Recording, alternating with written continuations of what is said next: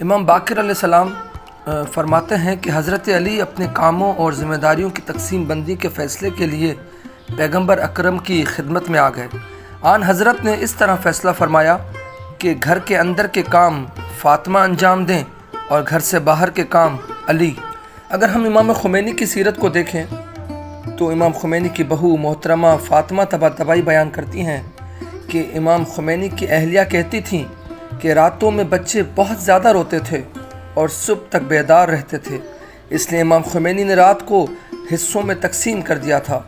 مثلاً 2 گھنٹے وہ خود بچوں کا خیال رکھتے تھے اور اہلیہ سو جاتی تھیں،